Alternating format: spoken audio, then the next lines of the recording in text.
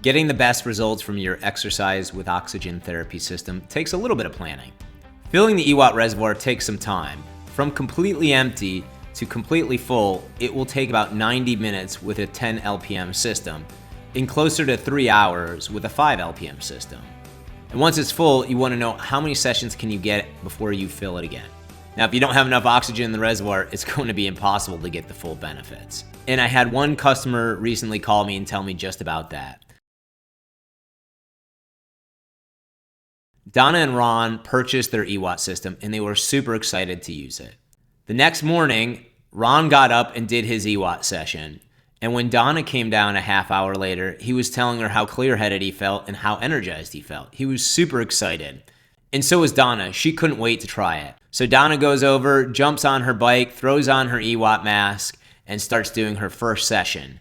And she gets to about 7 minutes and she runs out of oxygen. She was completely disappointed and she called me to ask what had happened and what had they missed. No one wants to end their first session disappointed, so let's understand how many sessions we can get from our EWOT reservoir. Now, the first thing you need to understand is our fully inflated reservoir is designed so the vast majority of the population can get a 15-minute EWOT session in. And this is what you should strive for, 15 minutes. Some folks will use the entire reservoir, others will only use 2/3 or half of it. It really depends on several things that are very personal to you. The first one is your lung capacity. Larger people generally have larger lung capacity, but that's not always the case. How much oxygen do you take in each breath? And of course, the second one is really about your fitness level. One of the most important metrics in fitness is something called VO2 max. What this stands for is your maximum volume of oxygen you can take in a period of time, usually measured per minute. So people who are more fit, they have a larger VO2 max, and that means they'll take in more oxygen in a given minute than someone who's less fit. And of course, lastly is how intense are you exercising on a particular session. So depending on your intensity level, your amount of oxygen need can vary greatly. So these are all the personal factors that affect how much oxygen you will use out of that reservoir. Now, there's an easy way to kind of figure that out, and most folks figure it out pretty quickly. What you'll do is you just fill the reservoir your very first time completely. And then when you do your session and you get done, take a look at that reservoir. How much is left? Is there a half left? Is there a quarter left? It can vary by person. So you want to understand how much is left. And then you kind of have 3 options for what to do.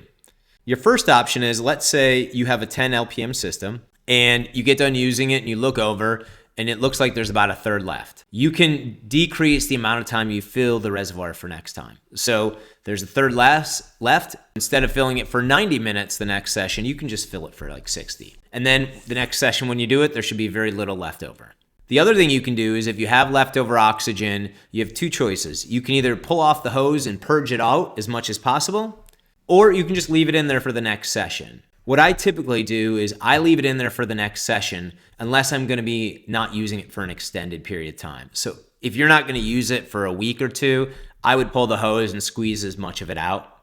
But if you are going to use it in the next week, just leave it in there. It's fine. It will still be oxygen. It will still offer you all the benefits.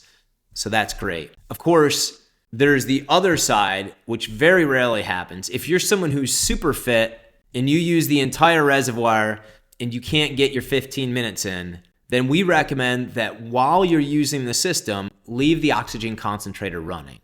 Most folks can turn the oxygen concentrator off once it's full and just breathe from the reservoir. But if you're one of those folks who can suck down the entire reservoir in less than 15 minutes, leave the concentrator running while you're doing it, as it will replenish the reservoir while you're depleting it, so to speak, and it will give you more time on the system. Now, lastly, what I want to talk about is Donna's use case. How do you plan for multiple users? Most folks who want to know how many sessions can they get on a fully inflated reservoir are dealing with multiple users on the EWOT system. So here's what I recommend. I recommend that if you do have multiple users and you're going to use it the same time of day, go with our 10 LPM system and use it like this. Fill the reservoir completely and then leave the machine on while the first person is using it.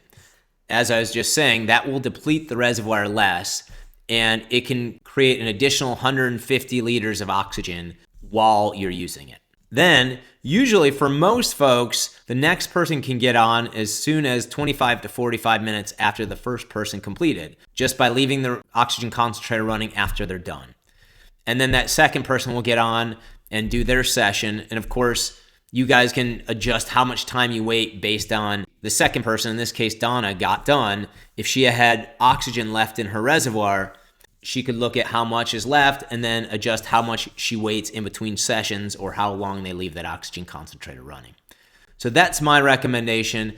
In general, the reservoir is designed for a single person to get a full session in. And generally, you're not going to get a second full session in, although there are people who can. We have had elderly couples, for instance, who can both get a session in. So it really depends on you and how much oxygen you're going to use.